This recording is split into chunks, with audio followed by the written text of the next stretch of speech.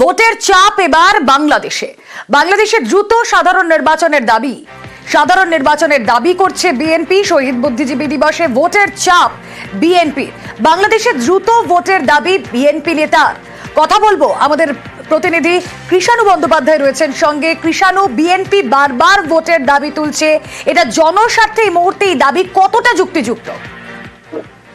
মূলত দুটো প্রশ্নে এই চাপটা সৃষ্টি করা হচ্ছে। এক হচ্ছে যে বাংলাদেশে এখন জামাত এবং বিএনপি মিলিয়ে একটা জাতীয় সরকার গঠনের একটা প্রস্তাব সামনে রয়েছে, সেটা নিয়ে আলোচনাও চলছে। কিন্তু মূলত সেই জায়গা থেকেই চাপটা তৈরি হয়েছে যে দ্রুত যাতে ভোট হয় এবং বাংলাদেশে যেন স্থায়ী সরকার হয়, রাজনৈতিক সরকার। তুমি জানো যে তদারকি সরকার যারা আছেন তারা সকলেই স্বপ্রতিষ্ঠিত, কিন্তু তারা কেউ রাজনীতিক নয়। তো ফলে সেই জায়গা থেকেই রাজনৈতিক দলগুলি চাপ বাড়াচ্ছে যে দ্রুত রাজ্যের সাধারণ নির্বাচন হোক দেশে এবং তারপরে একটা স্থায়ী সরকার পাক। রুমেলা, বেশ, আমরা আশা করি খুব দ্রুত জনগণের ইচ্ছা অনুযায়ী নির্বাচনের ব্যবস্থা হবে, অবাধ সুষ্ঠু নিরপেক্ষ নির্বাচন। নির্বাচনের মধ্যে দিয়ে জনগণ তাদের প্রতিনিধি নির্বাচন করার সুযোগ পাবেন, পার্লামেন্ট গঠন করার সুযোগ পাবেন। উত্তপ্ত বাংলাদেশের রাজনীতি। বাংলাদেশে অন্তর্বর্তী সরকার বিএনপি দ্বন্দ্ব এই মুহূর্তে তুঙ্গে। ইউনূসকে কড়া বার্তা বিএনপি, দলকে প্রতিপক্ষ করবেন না বার্তা বিএনপি। সব দল বিরোধিতা করছে মন্তব্য ইউনূস সরকারের, আর ইউনূস সরকারের মন্তব্যের সমালোচনায় বিএনপি। সরকার ব্যর্থ হলে জনগণ ব্যর্থ, বার্তা বিএনপি। কৃষাণু বন্দ্যোপাধ্যায় রয়েছেন সঙ্গে। কৃষাণু,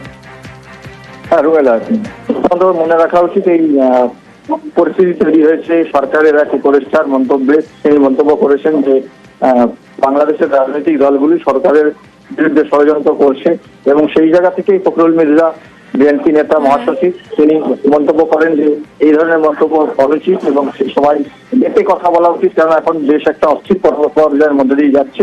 এবং সেখানেই তার হুমকি যে রাজনৈতিক দলগুলো তো হয়তো প্রতিপক্ষ ভাববেন না, কোন রাজনৈতিক দলকে প্রতিপক্ষ ভাববেন না এবং তাতে হিতে বিপরীত হতে পারে। কার্যত হুমকি দিয়ে রাখলেন যে এভাবে যদি একতরফা মন্তব্য হতে থাকে রাজনৈতিক দলগুলো কিন্তু তার পাল্টা প্রতিবাদ করবে। তো বলে বেশ, এই সরকার অন্তর্বর্তীকালীন সরকার, আমরা সবাই মিলে এই সরকারকে আমরা দায়িত্ব দিয়েছি। বিশেষ করে আমরা বিএনপির তরফ থেকে প্রথম থেকেই তাদেরকে আমরা সমর্থন দিয়েছি, এখনো তাকে আমরা সমর্থন করে দিচ্ছি, এমনকি এই মুহূর্তেও তাদেরকে আমরা সমর্থন করছি। কিন্তু তিনি যেন এই কথা বলেন যে রাজনৈতিক দলগুলো অন্তর্বর্তীকালীন সরকারকে ব্যর্থ করার জন্য কাজ করছে, এটা অত্যন্ত মারাত্মক একটা অভিযোগ। আমি তীব্রভাবে প্রতিবাদ করছি এবং আমি মনে করি যে এই ধরনের উক্তিটা প্রত্যাহার করা উচিত। যে দয়া করে রাজনৈতিক দলগুলোকে বা রাজনীতিকে আপনাদের প্রতিপক্ষ বানাবেন না। এই সরকার ব্যর্থ হওয়া মানে জনগণ ব্যর্থ হয়ে যাবে, আমরা ব্যর্থ হয়ে যাব। ঘরেই চাপে বাংলাদেশ সরকার। বাংলাদেশের মোহাম্মদ ইউনূস সরকারকে তোপ, নাগরিক ঐক্যের সরকারে কাজের লোক নেই। দাবি নাগরিক ঐক্যের। 4 মাসে দেশে কোনো পরিবর্তন হয়নি।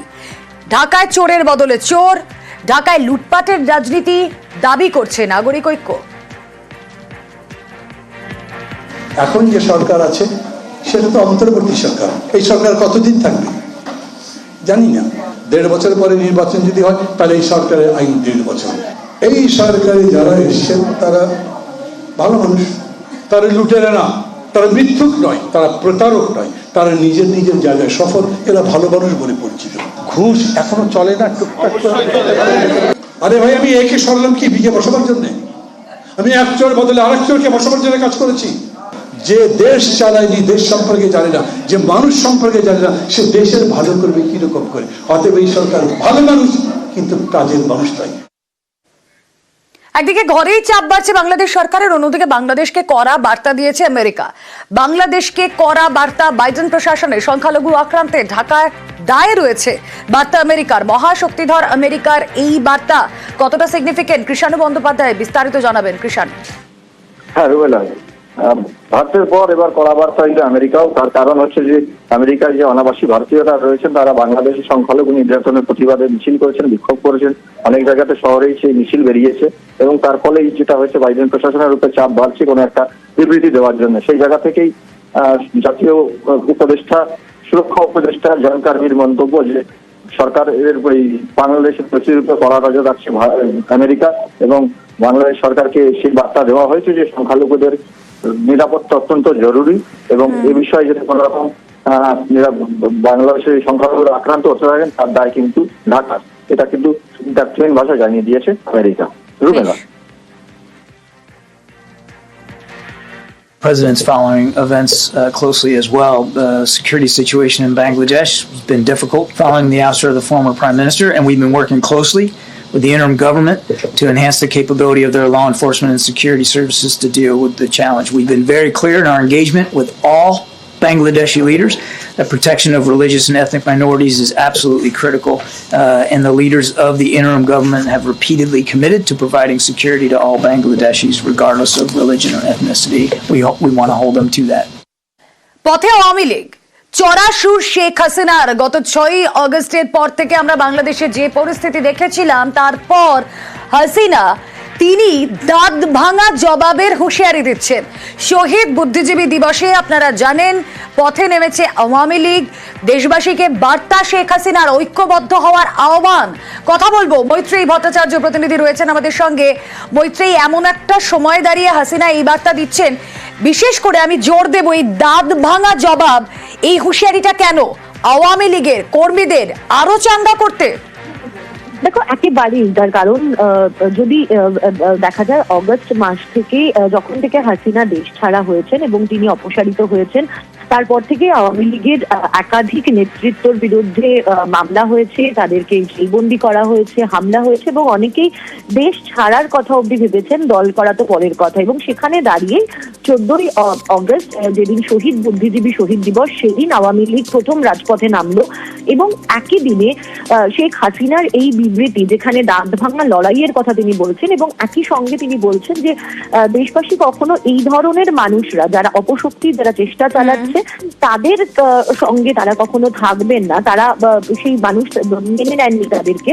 ফলে কোথাও একটা গিয়ে আওয়ামী লীগের যারা কর্মী যা রয়েছেন, এখনো পর্যন্ত যারা আন্দোলন চালিয়ে যাচ্ছেন, যারা রাজপথে নামছেন, তাদেরকে আরো চাঙ্গা করার জন্যই এই বার্তা, এবং কোথাও একটা গিয়ে তাদের আরো উদ্বুদ্ধ করা এবং রাস্তায় নেমে আন্দোলন করার বার্তা দিয়েছেন তিনি এই বার্তার মাধ্যমে। একেবারে মৈত্রী, আমাদেরও নজর থাক। শহীদ বুদ্ধিজীবী দিবসকেই বেছে নিয়েছেন তারা, এবং আওয়ামী লীগ এই মুহূর্তে পথে নেমেছে। শেখ হাসিনা যে বিবৃতি দিয়েছেন তাতে যে তার দল আরো চাঙ্গা হবে তা বলার অপেক্ষা রাখে না, এবং মুক্তি চেতনার বার্তাও আরো ছড়িয়ে দিতে চেয়েছেন তিনি। দেখুন বিশেষ প্রতিবেদন।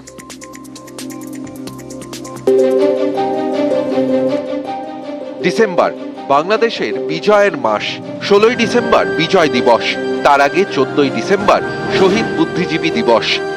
সেই উপলক্ষে শনিবার দেশ জুড়ে নানা কর্মসূচি নিয়েছে আওয়ামী লীগ।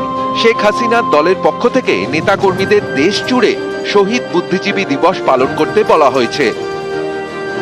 মিরপুর শহীদ বুদ্ধিজীবী স্মৃতিসৌধে শ্রদ্ধা নিবেদন, ধানমন্ডিতে বঙ্গবন্ধু ভবন প্রাঙ্গণে শেখ মুজিবুর রহমানের মূর্তিতে শ্রদ্ধা নিবেদন, রায়ের বাজার বদ্ধভূমিতে শ্রদ্ধা নিবেদন, গোপালগঞ্জের টাঙ্গিপাড়ায় শেখ মুজিবুর রহমানের সমাধিতে শ্রদ্ধা নিবেদন।